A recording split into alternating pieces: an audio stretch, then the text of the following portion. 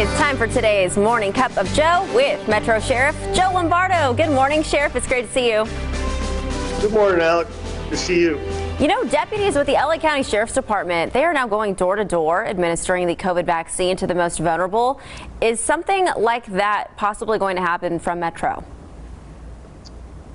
You know, you caught me at a loss with that question. I'm not real sure the program has presented. I'd have to do a little bit of research, but I can probably give you a pretty good answer associated with it. So, to administer something like a vaccine, some medical training has to be on board with the individual administering it, and I would anticipate they're using certified EMTs that's within their workforce to conduct that. All right, Sheriff, Metro is working right now to recruit more minority members to the force. Can you talk about that effort? I know there was just an event a couple of weekends ago, and how that outreach is going. Yeah, that's a constant battle for us because I've said it publicly in the past, Alex, that the police department needs to look like its community for us to be successful. And it isn't, where you're going to have an Hispanic officer respond to a Hispanic call for service.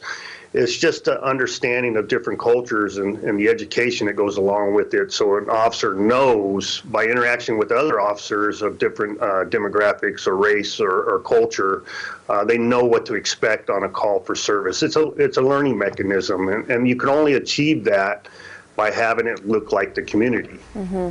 We're getting a lot of viewers writing in saying they're noticing more cars with no plates or their tags are just expired. Has that become a growing issue for Metro?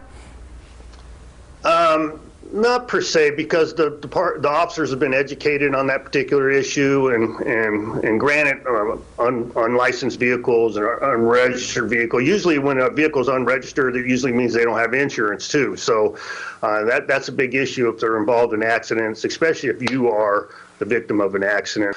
But the officer's been educated with that gap in the system, and the DMV gave people some leniency.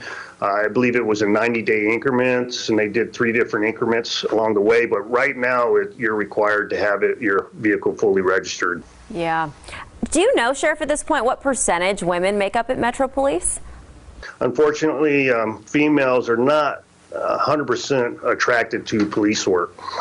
So if you look at our civilian population, our civilian employees versus our commissioned employees, so policing versus administration or support, we're at 50-50 in that percentile, and that's pretty close to the Clark County demographic. But when you go into the corrections and policing side, that number completely changes, and so women make up around 18%. Sheriff, thank you so much for all the work Metro does. We appreciate it, and thanks for joining us so early. Hope you got your morning cup of Joe. All right, have a great week.